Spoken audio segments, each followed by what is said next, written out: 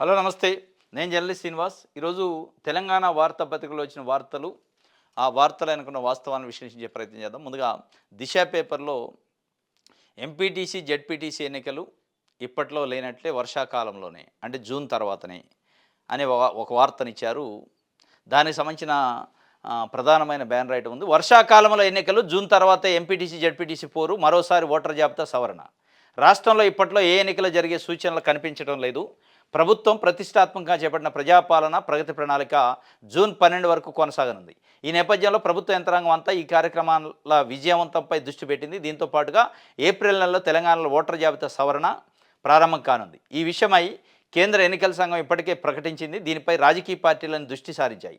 Voter జాబితా ప్రక్షాళన కార్యక్రమంపై రాజకీయ పార్టీల పరంగా తీవ్రస్థాయిలో విమర్శలు, ఆరోపణలు, ప్రత్యారోపణలు వెల్లువెత్తే అవకాశం ఉన్నట్టు తెలుస్తుంది. జనాభా లెక్కల మొదటి దశ హౌస్ లిస్టింగ్ సర్వే మే 10 నుంచి ప్రారంభం కానుంది. దీంతో ప్రభుత్వ యంత్రాంగం సిబ్బంది పూర్తి స్థాయిలో ఈ ప్రక్రియపై నిమగ్నం కావాల్సి ఉంటుంది. జిల్లా, మండల, గ్రామ స్థాయిలో ఉండే కొద్దిపాటి సిబ్బంది ఈ 3 కార్యక్రమాలపై పూర్తి స్థాయిలో దృష్టి పెట్టాల్సి ఉంటుంది. ఈ 3 కార్యక్రమాలు అమలు చేయాల్సిన సిబ్బంది అంతా వారే అయినందున ఇప్పటికిప్పుడు ఎన్నికల నిర్వహణకు అవసరమైన సిబ్బంది అందుబాటులో ఉండరని ప్రభుత్వ అధికారులు అంచనా వేస్తున్నారు. ప్రభుత్వం ఏ కార్యక్రమం అమలు చేసినా గ్రామ, మండల స్థాయిలో చేయాల్సింది మాత్రం రెవెన్యూ, పంచాయతీరాజు, విద్యాశాఖ సిబ్బందే. వారు బిజీగా ఉంటే స్థానిక సంస్థల ఎన్నికల నిర్వహణ కష్టతరం కానుంది. మరోవైపు వేసవిలో తీవ్రమైన ఎండలు, తాగునీరు, విద్యుత్తు సరఫరా వంటి ఇబ్బందులను దృష్టిలో ఉంచుకొని ఎన్నికలు వాయిదా వేసినట్టు తెలుస్తుంది. వ్యవస్థ రద్దు కాదు కానీ ప్రభుత్వ యంత్రాంగం అంచనా ఉంది. ఒక దశలో ఎంపీటీసీ, జెడ్పీటీసీ వ్యవస్థ రద్దు అవుతుందా అనే ఒక చర్చ వచ్చింది. కానీ రద్దు చేసే ప్రసక్తి అవకాశం లేదు. ఎందుకంటే ఎంపీటీసీ, జెడ్పీటీసీ రద్దు చేయాలంటే కేంద్ర ప్రభుత్వం చేయాలి, పార్లమెంట్లో చట్టం చేయాలి. అది వీళ్ళ పరిధి కాదు, రాష్ట్ర పరిధి కాదు. అంతవరకు ఓకే. ఇక ఈ మున్సిపల్ ఎన్నికలు ఫిబ్రవరిలో అయినాయి. కంప్లీట్ అవ్వగానే రిజల్ట్ ఫిబ్రవరి 17కి మేయర్లు, చైర్మన్లు అంతా ఎన్నుకున్నారు. దాని తర్వాత వెంటనే ఎంపీటీ, జెడ్పీటీ షెడ్యూల్ వస్తుందని చెప్పి అనుకున్నారు. ముఖ్యమంత్రి రేవంత్ రెడ్డి గారు నల్గొండ బహిరంగ సభలో మాట్లాడుతూ రైతు భరోసా సంబంధించి ఒక కీలకమైన ప్రకటన చేశారు. మున్సిపల్ ఎన్నికలు అయిన వెంటనే రైతు భరోసా మీ ఖాతాల్లో జమ అయిద్దన్నారు. ఫిబ్రవరి 10 రోజు ఆర్బీఐ నుంచి 9,000 కోట్ల రూపాయల అప్పు తీసుకొని ఖజానాలు వేసి ఉంచారు రెడీగా. ఫిబ్రవరి 11 ఎన్నికలైనవి, 13 రిజల్ట్ వచ్చింది, 17 మేయర్లు, చైర్మన్లు ఎన్నికలైనవి. ఇదంతా అయిన తర్వాత కూడా ఇంతవరకు దాని ఊసేలేదు. ఇప్పుడు మార్చిలోకి వచ్చినాం మనం. ఇప్పుడు మళ్ళా ఈ మార్చిలోకి వచ్చే ఈ సందర్భంలో అనేక విశ్లేషణలు ఏమొచ్చినాయంటే ఎంపీటీసీ, జెడ్పీటీసీ ఎన్నికలు ఎప్పుడైతే వస్తాయో దానికి అనుగుణంగానే రైతు భరోసా జమ చేస్తారనుకున్నారు. ఇప్పట్లో లేవు అంటున్నారు. జూన్ 12 తర్వాతనే, జూన్ 12 వరకు ప్రజాపాలన ప్రగతి ప్రణాళిక ఉంది. ఆ కార్యక్రమం ఉన్నంతసేపు దాని తర్వాత ఓటర్ లిస్టు సవరణలు ఇవన్నీ ఉన్నాయి కాబట్టి ఇప్పట్లో లేదు. మరి రైతు భరోసా ఉంటుందా? జమ వేస్తారా? ఎందుకు చెప్పట్లా ముఖ్యమంత్రి రేవంత్ రెడ్డి గారు? ఒక దశలో మొన్న ఏదో ఒక కార్యక్రమంలో మాట్లాడుతూ రైతు భరోసా అయితే రిలీజ్ చేసినాం, పడ్డాయో పడలేదో నాకు తెలియదు అని ఒక వ్యంగ్యంగా, వెటకారంగా మాట్లాడినట్టు వచ్చింది. దానిపైన విమర్శలు వచ్చినాయి. సరే అయితే ఇప్పటికైనా రైతు భరోసా ఎప్పుడు రిలీజ్ చేస్తారు? మీ ఎన్నికలకి దాన్ని ముడిపెడితే ఇప్పుడు యాసంగిలో ఎప్పుడో డిసెంబర్లో వేయాల్సిన రైతు భరోసా, జమ చేయాల్సిన రైతు భరోసా మార్చి వచ్చినప్పటికీ జమ చేయకపోతే రేపు ఒకవేళ జూన్లో ఎన్నికలైతే జూన్లోనే మీరు వేస్తారంటే మరి జూన్ వాయిదా ఎప్పుడు ఇస్తారు? జూన్లో ఇంకొక రైతు భరోసా వాయిదా వస్తుంది. అంటే మధ్యలో ఒక వాయిదాన్ని ఎగ్గొట్టే కార్యక్రమం చేస్తారా? జూన్లో ఒకవేళ నిజంగానే ఎన్నికలు జరిగితే జూన్లోనూ, జూలైలోనూ మీరు జూన్లో వేసే వాయిదా జూన్ది, మరి డిసెంబర్ది ఎగ్గొడతారా? ఇప్పటికే 2 సార్లు కాంగ్రెస్ పార్టీ వచ్చిన తర్వాత రైతు భరోసా రాలేదు అని రైతులు మొత్తుకుంటున్నారు. ఇప్పుడు ఇది ఎగ్గొట్టే కార్యక్రమాలు ఎక్కువ ఉంది. ఆ 9,000 కోట్లు జమ చేసి రెడీగా ఉన్నప్పటికీ ఎందుకు ఇవ్వట్లేదు అనేది రైతుల నుంచి వస్తున్న ప్రశ్న. ఆ రైతుల ప్రశ్నకి సమాధానం చెప్పాల్సిన బాధ్యత కాంగ్రెస్ పార్టీ ప్రభుత్వం పైన ఉంది. చెప్తారా అంటే చెప్పరు. దాని గురించి తప్ప మిగతావన్నీ మాట్లాడతారు. మూసి ప్రక్షాళన, ఇంకేదో గాంధీ విగ్రహం, లేకపోతే ప్రగతి ప్రణాళిక, ప్రజాపాలన ప్రగతి ప్రణాళిక. ప్రజాపాలనలో ప్రగతి ప్రణాళిక అంటే ప్రజాపాలన అయినా ప్రగతి ప్రణాళిక అయినా ప్రజల గురించి, రైతుల గురించి, విద్యార్థులు, నిరుద్యోగుల గురించి, మహిళల గురించి కదా. వాళ్ళు అడుగుతున్న దానికి సమానం చెప్పకుండా మీరు ప్రణాళికలు వేసుకుంటే ఈ ప్రణాళికలు మీరు చేస్తున్న అభివృద్ధి కోసం, మీరు చేస్తున్న సంక్షేమం, పరిపాలన కోసం ప్రణాళికలు వేయడానికి 99 రోజుల పాటు అవసరమా? ఒక రోజు 2 రోజులు వర్క్షాప్ పెట్టి కూడా ప్రణాళిక దొరకవా? అధికారులు చెప్పరా? ఇదంతా ఏంది? పబ్లిసిటీ స్టంట్ అన్నట్టు అనేది ప్రజలు అనుకుంటున్న పరిస్థితి. ఇప్పటికైనా రైతు భరోసా సంబంధించి రైతులు ఎదురు చూస్తున్నారు. ఇప్పుడు మీరు జమ చేయలేదు అంటే, దాని గురించి మాట్లాడట్లేదంటే ఇది ఎగ్గొట్టే కార్యక్రమం కిందనే ఉంది. ఒక దఫా, ఒక కిస్తీ ఎగ్గొట్టే కార్యక్రమం, డిసెంబర్ కిస్తీని ఎగ్గొట్టడం కోసం దీన్ని వాయిదా వేసుకుంటూ పోయి ఎంపీటీసీ, జెడ్పీటీసీ ఎన్నికలు జూలైలోనో, జూన్‌లో జరిగితే అప్పుడేసి ఇక మళ్ళా జూన్‌ది ఇక లేదు, మళ్ళా డిసెంబర్‌ది ఏస్తారు. ఇది నడుస్తున్నట్టు అనిపిస్తుంది. దీనిపైన ఇప్పటికే రైతులు మహాగర్జన అనే ఒక ప్రోగ్రాం తీసుకున్నారు. రైతు బీమా, రైతు భరోసా ఈ సమస్యలపైన. ఆ గర్జన ఏదో బయటకు వచ్చి రైతులు గర్జించే వరకు కాకుండా ఇప్పటికి రెడీగా ఉన్నాయి డబ్బులు, జమేయండి అనేది రైతులు కోరుకుంటున్నారు. ఎప్పుడు వేస్తారో ముఖ్యమంత్రి చెప్పాల్సిన అవసరం ఉంటుంది. రైట్. ఇది ఒక వార్త దిశకు సంబంధించి. రైట్. సాక్షి పేపర్ చూద్దాం.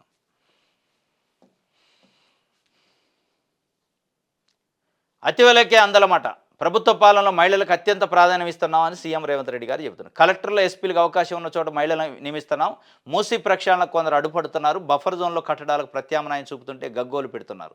ఈ నెల 13న మూసీ రివర్ ఫ్రంట్ పైన పవర్ పాయింట్ ప్రజెంటేషన్ ఇస్తాం. గాంధీ విజ్ఞాన కేంద్రానికి 200 కోట్లు ఖర్చు చేస్తే తప్పేంటి?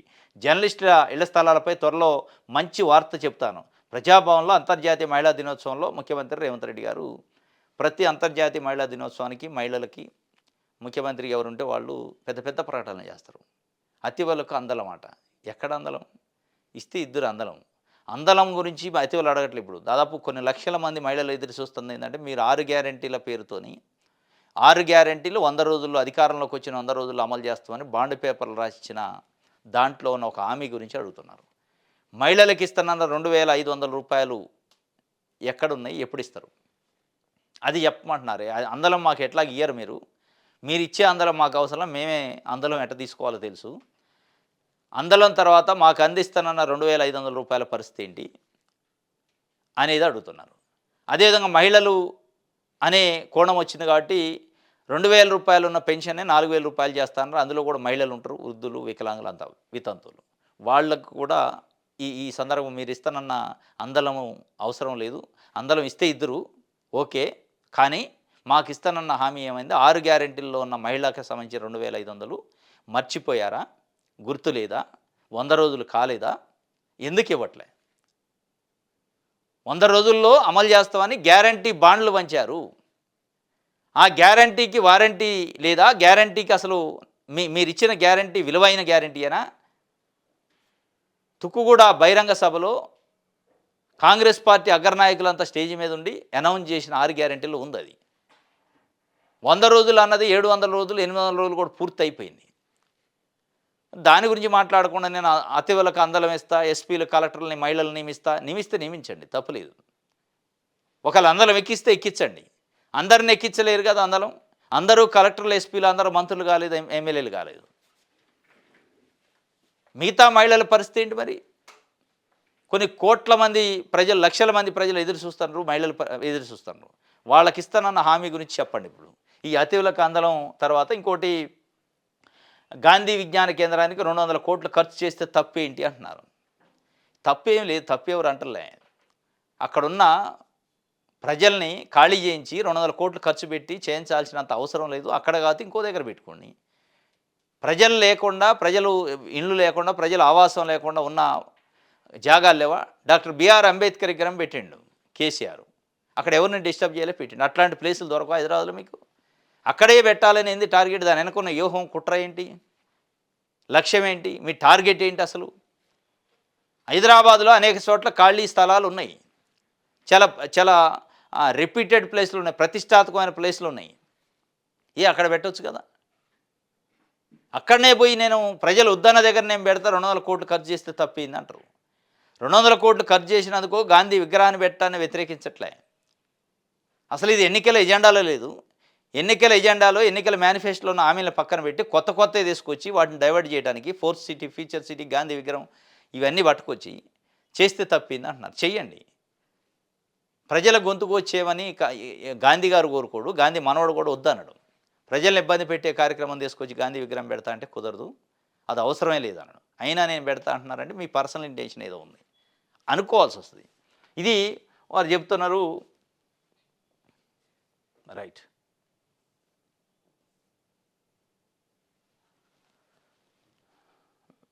వెలుగు చూద్దాం.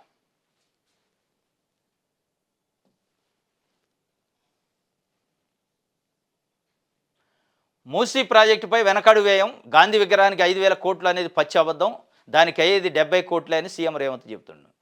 చూడండి 2 వార్తలు. ఇప్పుడు అక్కడ 200 కోట్లు ఖర్చు చేస్తే తప్పిందని అక్కడ మీటింగ్లో మాట్లాడి, దానికి అయ్యేది 70. మరి ఆ 200 కోట్లు ఎక్కడి? గాంధీ విగ్రహానికి 200 కోట్ల రూపాయలు ఖర్చు చేస్తే తప్పేదని స్వయంగా మీరే చెప్తారు. లేదు దానికి అయ్యేది 70 కోట్లు. అది ఏది నిజం, ఏది అబద్ధం? అసలు మీరు చెప్పే గాంధీ విగ్రహం దేనికోసం? దీని వెనకున్న వ్యూహం ఏంది, లక్ష్యం ఏంది, మీ టార్గెట్ ఏంటి, మీ స్వార్థ ప్రయోజనాలు ఏంటి?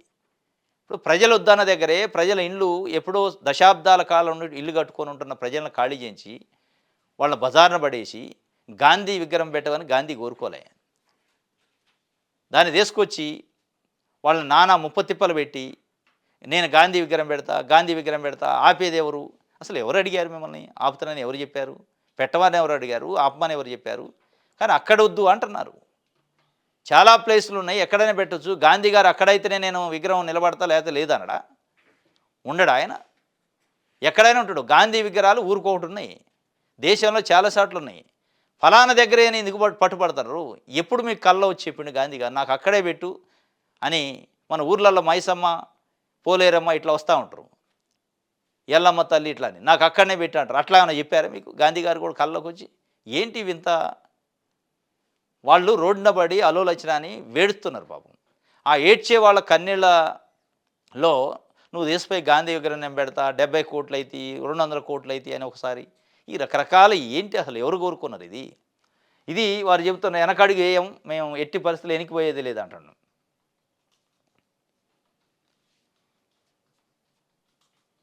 ఇక తులం బంగారం 2,500 ఏమైనాయి?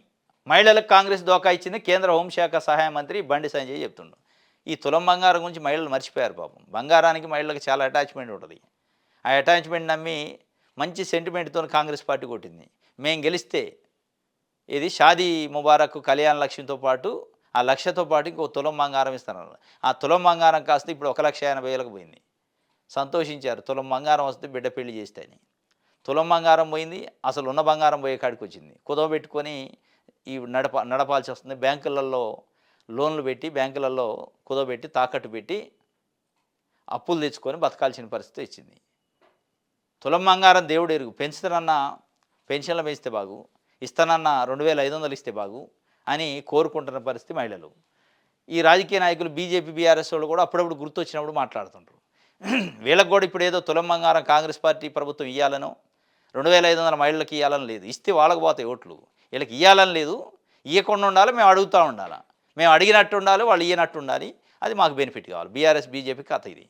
అది ఏ పార్టీ అని అంతే ఉంటుంది. ఇక ప్రతిపక్షంలో ఉంటే అట్లా అడుగుతుంటారు అప్పుడప్పుడు. రైట్. ఇది వెలుగుకు సంబంధించి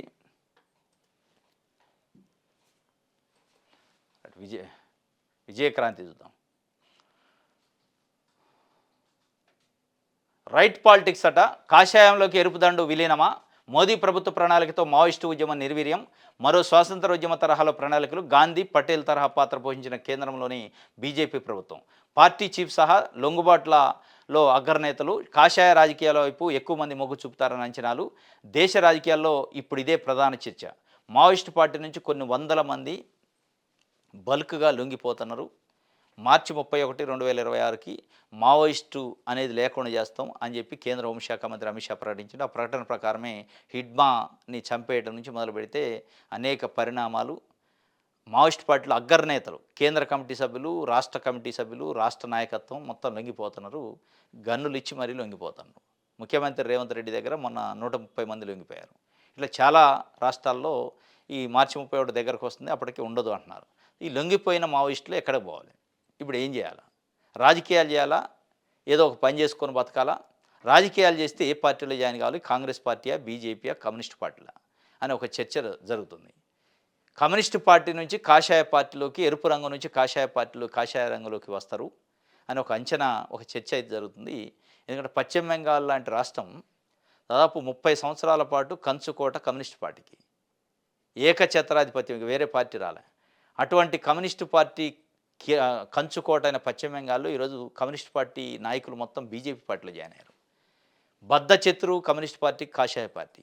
అటువంటి బద్ధశత్రువు అయిన పార్టీలో, సిద్ధాంత వైరుధ్యం ఉన్న పార్టీలో కమ్యూనిస్ట్ పార్టీలు జాయిన్ అయ్యారు.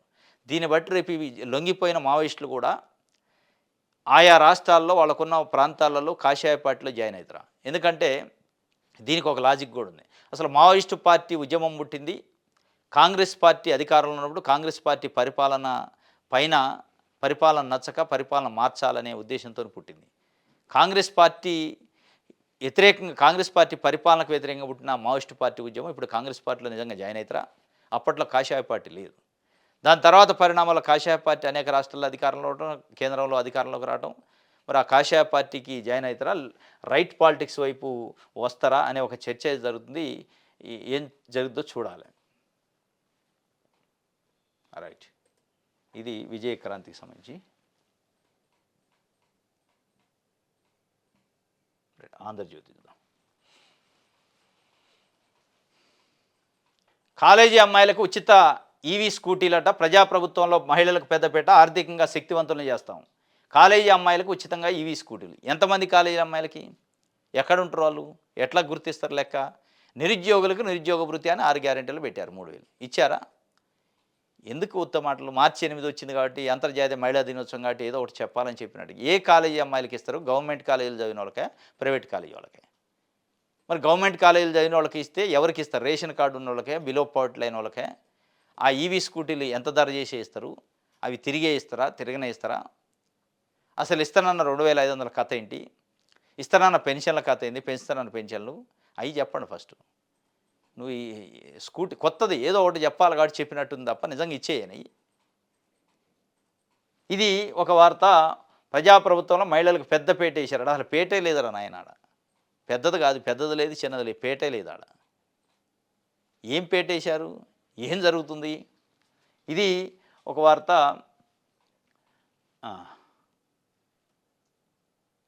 రైట్, ఏ కుటుంబంలో పుట్టినా మహిళలపై వివక్ష ఉందట. స్టాండ్ విత్ హర్ కార్యక్రమంతో ముఖ్యమంత్రి ఆడబిడ్డలను అవమానించారు. తెలంగాణ జాగృతి అధ్యక్షురాలు కవిత చెబుతారు. ఏ కుటుంబంలో పుట్టిన అంటే, కుటుంబం అంటే డబ్బులు ఉన్నోళ్ళు లేనోళ్ళ, లేదా కులం పెద్ద చిన్న, ఏ కుటుంబంలో పుట్టినట మహిళలకి అన్యాయమే జరుగుతుందని ఆమె చెప్పే ప్రయత్నం చేశారు.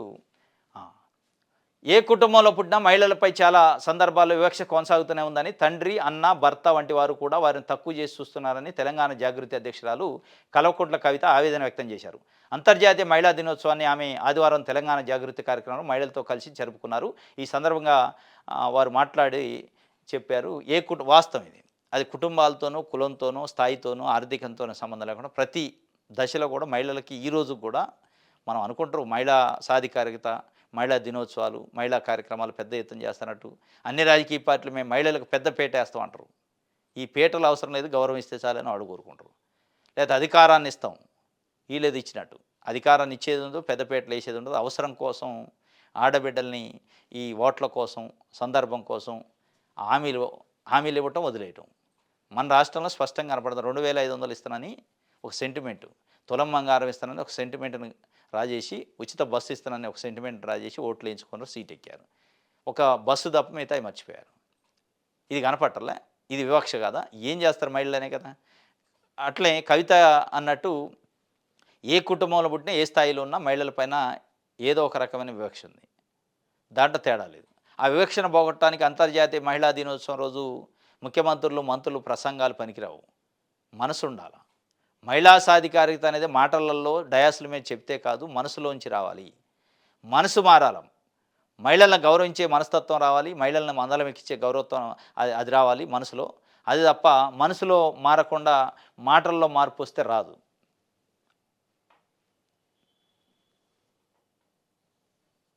రైట్. కన్న పిల్లలను పెంచలేక హత్య చేసిన తండ్రి అట. ముగ్గురిని చెరువులో పడేసి అదృశ్యమయ్యారని ఫిర్యాదు. సీసీ ఫుటేజీల ఆధారంగా కేసును చేయించిన పోలీసులు నిందితుని రిమాండ్కి తరలింపు. కామారెడ్డిలో ఘటన. కన్న పిల్లల్ని పెంచలేక హత్య చేసినట్టు తండ్రి. చాలా విషాదకరమైన, దారుణమైన విషయం అనమాట. ఇంతకంటే దురదృష్టం ఇంకొకటి ఏముండదు.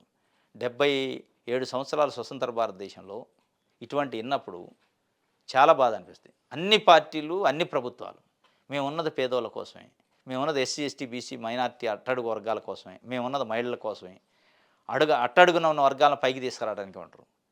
అంటనే ఉంటారు, పెంచలేక పిల్లల్ని చంపేవాళ్ళు, పెంచలేక ఆత్మహత్యలు చేసుకునేవాళ్ళు, అంబులెన్సులు లేక 25 కిలోమీటర్లు 30 కిలోమీటర్లు శవాలని భుజాల మీద మోసుకొని పోయే ఉన్నారు ప్రజలు. అంబులెన్సులు లేక లేదా వైద్యానికి పైసలు లేక మంచంలో పడి చనిపోయిన కుటుంబాలున్నాయి. మరి ఎటుపోతుంది మన భారతదేశం? ఏం పరిపాలన నడుస్తున్నట్టు? వికసిత్ భారత్, వికసిత్ తెలంగాణ, రైజింగ్ తెలంగాణ, వికసిత్ ఆంధ్రప్రదేశ్. ఏది వికసిత్? పిల్లల్ని పెంచలేక చనిపోయే పరిస్థితి వచ్చింది, చంపే పరిస్థితి వచ్చింది. ఒక కన్న పిల్లల్ని తండ్రో తల్లో చంపాలంటే ఎంత బాధ, ఎంత ఆవేదన, ఎంత రోదన ఉంటే, ఎంత మోయలేని కష్టం ఉంటే చంపుతారు. కళ్ళ ముందు కన్న పిల్లలకి చిన్న ముళ్ళు గుచ్చుకుంటే తట్టుకోలేని తల్లిదండ్రులు, అంత అఫెక్షన్ ఉంటుంది. అటువంటిది ప్రాణాలు తీసిండంటే ఎంత ఈ సొసైటీ మీద విరక్తి వచ్చి ఉంటుంది, ఎంత బతకలేని పరిస్థితి వచ్చి ఉంటే చంపేసి ఉంటారు అనేది ఆలోచించాలా. సరే, వాడు మానసిక స్థితి ఏంది ఇంకోటి పక్కన పెడితే, ఇటువంటి ప్రభుత్వాలు మనుషులుగా మానవత్వంతోనూ హృదయంతోనూ ఆలోచిస్తే ఇటువంటి సమస్యలు రాకుండా ఉంటాయి. ఏదైనా పెన్షన్ పెట్టుకుంటే రోజుల తరబడి తిప్పుతారు. ఏదైనా ఒక 10 గుంటల భూమి ఉంటే దానికి పాస్బుక్ కావాలంటే రోజుల తరబడి, నెలల తరబడి తిప్పుతుండే. ఆ ప్రభుత్వ యంత్రాంగము తిప్పి తిప్పి తిప్పి వాడిని చనిపోయేదాకా చేస్తాను. ట్రాన్స్పరెన్సీ ఉందా? టైమ్లీ వర్క్ అయ్యేది ఉందా? చెప్పిన మాటలు చేసేది ఉందా నాయకులు? ఇవన్నీ ఉన్నాయి కాబట్టి ఇటువంటివి జరుగుతుంది. కామారెడ్డిలో జరిగిందట, అది కేసుని ఛేదించే పనిలో ఉన్నారట.